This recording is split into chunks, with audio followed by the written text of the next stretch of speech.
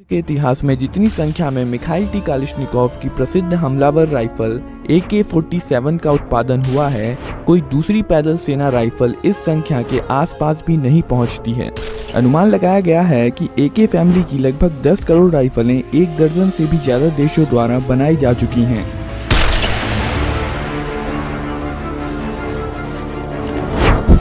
इस वीडियो में हम देखेंगे कि AK-47 काम कैसे करती है। AK-47 की स्टैंडर्ड मैगजीन में 30 राउंड आ सकते हैं और ये कर्व शेप की होती है ताकि कारतूस आसानी से बैरल में जा सके।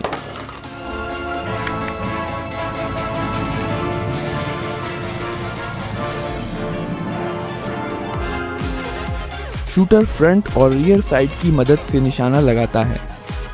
AK-47 और AKM की मैक्सिमम इफेक्टिव रेंज लगभग 400 मीटर की होती है। पहली बार फायर करने के लिए ऑपरेटर एक लोडेड मैगजीन को लगाता है, फिर चार्जिंग हैंडल को पीछे खींचकर छोड़ देता है और फिर ट्रिगर दबाता है। सेफ्टी लीवर की मदद से शूटर राइफल को अलग अलग मोड पर सेट कर सकता है। सबसे ऊपरी स्थिति में राइफल सेफ मोड पर है। इस मोड पर सेफ्टी लीवर राइफल को लोड होने से रोकती है। यहाँ पर AK-47 का ट्रिगर मैकेनिज्म दिखाया गया है। जब राइफल सेफ मोड पर है तो ट्रिगर ब्लॉक हो जाता है और इसलिए ट्रिगर को नहीं दबाया जा सकता है। जब सेफ्टी लीवर सबसे निचले स्थान पर होती है तो ट्रिगर अनब्लॉक हो जाता है और राइफल अब सेमी ऑटोमेटिक मोड पर है।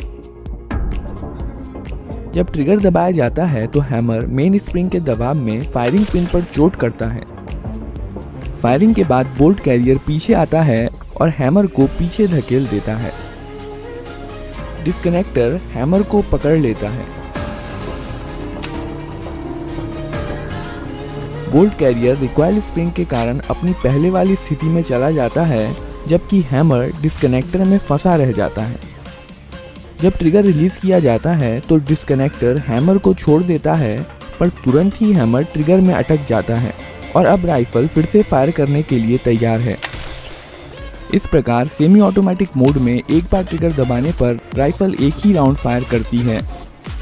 दूसरा राउंड फायर करने के लिए ट्रिगर को रिलीज करना जरूरी होता है। फुल्ली ऑटोमेटिक मोड में सेफ्टी लीवर बीच की स्थिति में होती है और डिस्कनेक्टर को ब्लॉक करके रखती है। इस केस में फायरिंग के बाद जब बोल्ट कैरियर हैमर को पीछे धकेलता है, डिस्कनेक्टर हैमर को नहीं पकड़ पाता है। लेकिन अगर हैमर को किसी चीज से रोका नहीं गया तो यह बोल्ट कैरियर के साथ वापस चला जाएगा। इसे रोकने के लिए ऑटो सीयर का इस्तेमाल किया जाता है।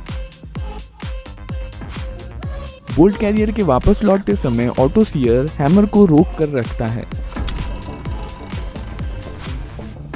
वहीं बोल्ट कैरियर वापस लौटने के दौरान ऑटो सीयर को हैमर से डिसएंगेज कर देता है और इसलिए हैमर ऑटोमेटिकली फायरिंग पिन पर चोट कर देता है। यही कारण है कि फुल्ली ऑटोमेटिक मोड पर राइफल तब तक फायर करती रहती है जब तक ट्रिगर को रिलीज नहीं कर दिया जाता या मैगजीन खत्म नहीं हो जाती। अब हम देखेंगे कि कारतूस को बैरल में कैसे लोड किया जाता है। जब बोल्ट कैरियर वापस आ रहा होता है, बोल्ट जो कि बोल्ट कैरियर में रखा होता है, मैगजीन में से एक कारतूस को बैरल में धकेल देता है।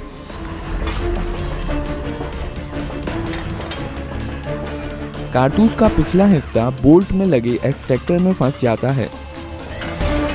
कारतूस लोड करने के बाद बोल्ट घूम जाता है ताकि इस पर बने लॉकिंग लग्स की मदद से इसे लॉक किया जा सके।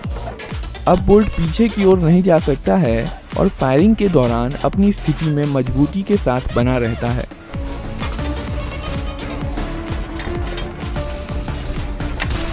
बोल्ट को बोल्ट कैरियर के अंदरूनी हिस्से में बने कैम गाइड के माध्यम से घुमाया जाता है।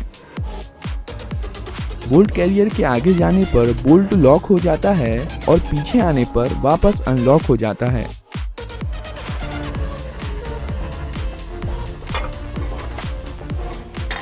अब बंदूक फायरिंग के लिए तैयार है। ट्रिगर दबाने पर हैमर फायरिंग पिन पर चोट करता है जो कि बोल्ट के अंदर रखी होती है। बदले में फायरिंग पिन कारतूस के प्राइमर पर चोट करती है। प्राइमर में इम्पैक्ट सेंसिटिव एक्सप्लोजिव होता है जो झटका लगने पर जल जाता है। इसके कारण कारतूस में रखे गन पाउडर में आग लग जाती है और बुलेट के पीछे की जगह बहुत सारी हाई प्रेशर गर्म गैसों से भर जाती है। क्योंकि इन गैसों के पास बाहर निकलने का कोई रास्ता नहीं है, यह बुलेट को पीछे से बहुत फोर्स के साथ धकेलती हैं, जिसके कारण बुलेट बहुत तेज गति के साथ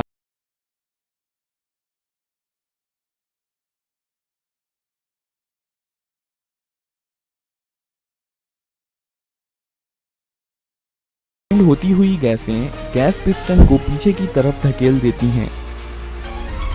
यही वजह है कि इस तरह की रीलोडिंग को गैस ऑपरेटेड रीलोडिंग कहा जाता है। बोल्ट कैरियर गैस पिस्टन से जुड़े होने के कारण गैस पिस्टन के साथ पीछे जाता है।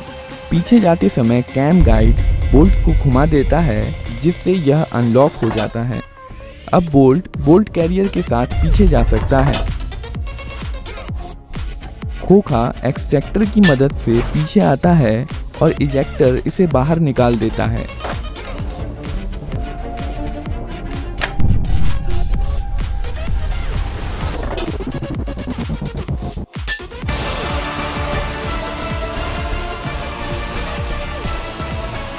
पीछे जाते समय बोल्ट कैरियर हैमर को पीछे धकेल देता है और वापस आते समय बैरल में अगला राउंड लोड कर देता है और इस प्रकार मोड के अनुसार राइफल अगला राउंड फायर करने के लिए